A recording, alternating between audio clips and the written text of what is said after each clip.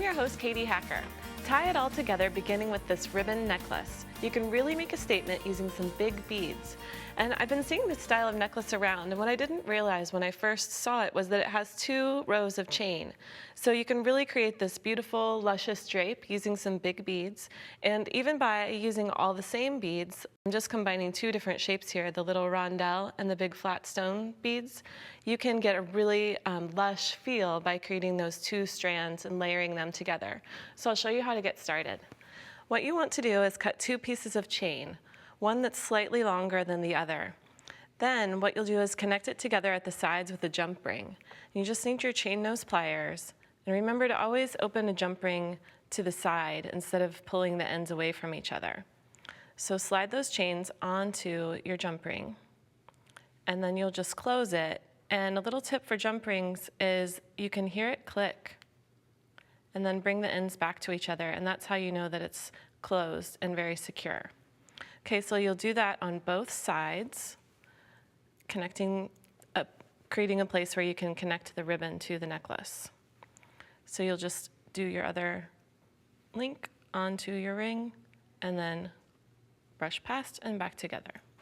Okay, now to make a beaded drop, sometimes with gemstone beads, they have a bigger hole than what will fit onto your head pin. Even these decorative head pins with the ball on the end would go right through.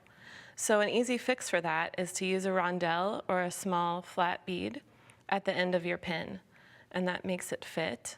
And then, of course, you'll want to make a beaded wrapped loop here. So I make my 90-degree bend, and then I come with the round nose pliers and just make my loop. And I have a little bit of a tail here, and it's just enough that it will fit over the chain. So I'll connect this like that onto the middle or thereabouts. Because you're creating 2 layers, you'll just want to make sure that the beads are placed so that they spread across the chain fairly evenly. And then you can coil this one around, and it's just enough that it will keep that loop closed, and then I will tuck this in with my chain nose pliers. And you can get it really close there using your pliers, or you can trim off that little extra end. So press that, and then you would just create your layered effect, do your first row, and then place the top ones in between your bottom row. Now to attach your ribbon, what you'll do is, if you look at this necklace, you can see that the ribbon is passing through both. Over here is the fold. So I cut a long piece of ribbon and put the center of it here at this jump ring. Then let me untie this so you can see what's behind. This is just a regular bow, but I've passed my wire through one end, or not the wire, the ribbon is passed through one end here, like this. And then you can tie it together. And this is a really pretty special occasion look, because you can tie it at the side or you can tie it at the back. You just tie your basic bow. And I like to use satin ribbon for this because it's very forgiving, and you can even iron it if you need to. So that looks pretty on the side there. Now you could also do the same effect on a necklace that is made with linked pins. So this is a chain that I created with the beads, and then here are my dangles at the front, and it's the same concept. There's a big jump ring here on the side. So if you just wanted to create this tied effect, you could tie a bow right here on the side, or you could tie a little knot and just add a little bit of ribbon, and it's so fun to bring these fibers into your jewelry. Now let me show you one more way to attach with tying. So this is another piece of chain that I already started with the beads, and I use some larger beads here and some bigger, funkier chain. So this is going to make even bigger statement. What you'll do with this is use some leather cord to the side. So to attach it, you just fold it through the last link on the chain with a little bit of the leather extending, like this. Okay, now you're going to take another piece of round leather cord and make a spiral knot. To do that, you can lay it across the leather cords and then wrap it around. And I coordinated the leather with the beads because I think that's a really fun way to bring in some different colors.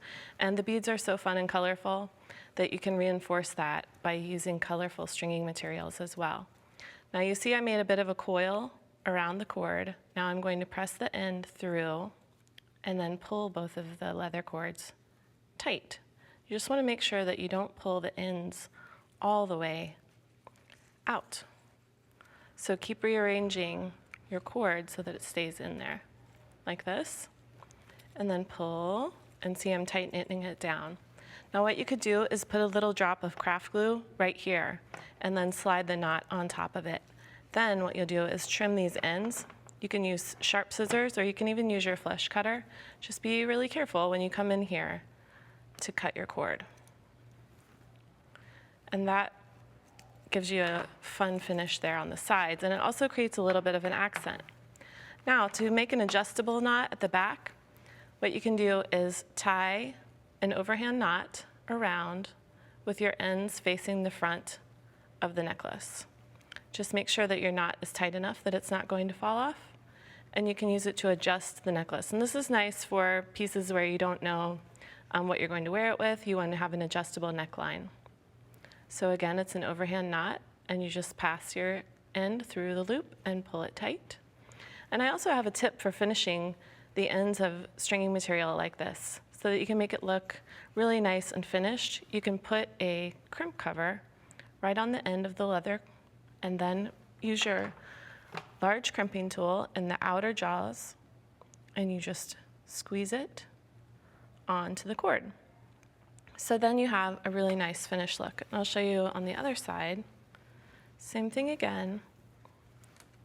You press this on with your outer jaws of your tool, and then squeeze it closed. Okay, so let me show you how the adjustable knot works. Go ahead and trim that one. And we can move that one out of the way. So now you have an adjustable necklace because you can pull your cords and slide it to make it smaller. You could wear this at the front with some funky flair, or you can move it to the back and have a longer necklace.